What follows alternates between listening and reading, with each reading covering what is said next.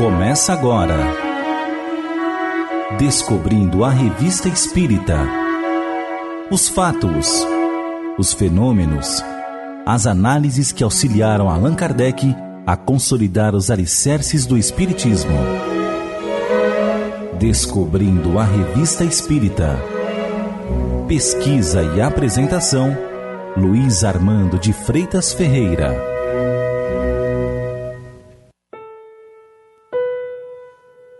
Discorrendo sobre os caracteres da revelação espírita, Allan Kardec considera que, como meio de elaboração, o espiritismo procede exatamente da mesma maneira que as ciências positivas, isto é, aplica o método experimental, acrescentando que é rigorosamente exato, portanto, dizer que o espiritismo é uma ciência da observação e não o produto da imaginação.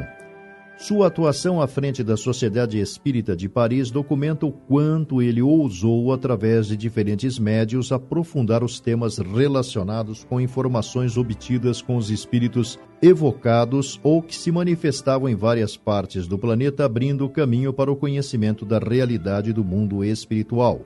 Um dos assuntos que o senso perquiridor de Kardec submeteu a testes foi a possibilidade de comunicações mediúnicas de pessoas encarnadas ou, como se costuma dizer, vivas.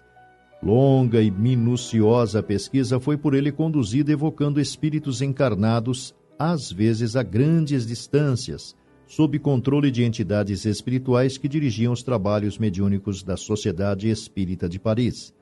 As comunicações obtidas foram publicadas na íntegra, pois sempre eram psicografadas.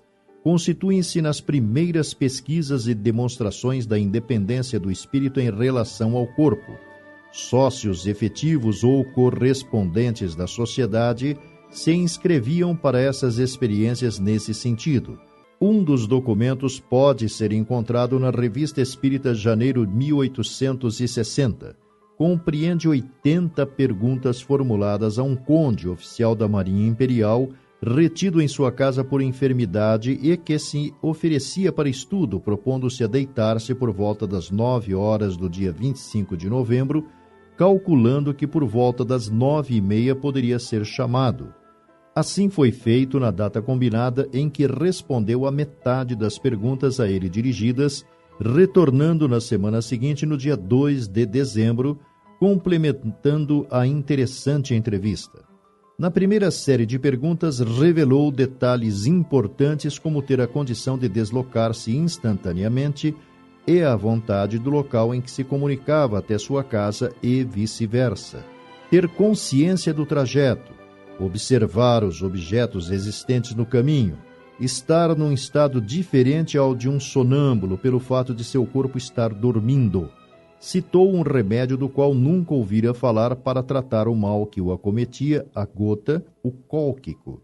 Ser capaz de auxiliar um amigo que soubesse em perigo através da inspiração. Sentir-se num estado de grande felicidade como num sonho bom.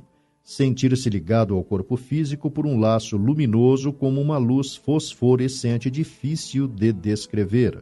Atuar sobre a mão do médium para dar-lhe uma direção que facilitava por uma ação sobre o cérebro. Não experimentar fadiga física durante o fenômeno do qual era o centro. Ser capaz de responder uma pergunta mental. No dia seguinte, contou que tinha sonhado que se achava na sociedade entre o médium e Kardec, o que foi considerado por este uma lembrança da evocação, que também diz que, sendo o sonho uma lembrança da atividade do espírito, não é, evidentemente, o corpo que sonha.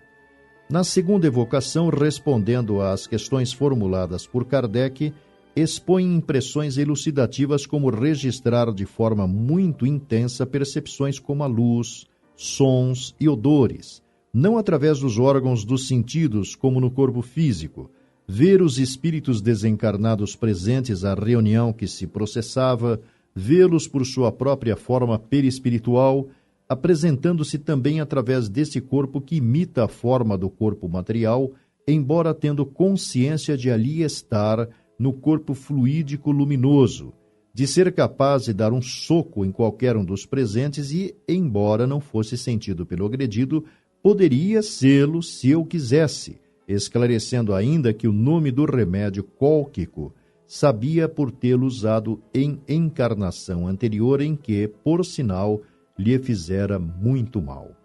Além das incursões feitas por Allan Kardec nessa área, Ernesto Bozano, anos depois, compilou vários relatos na obra Comunicações Mediúnicas entre Vivos, publicado no Brasil em tradução de Francisco Clos Werneck.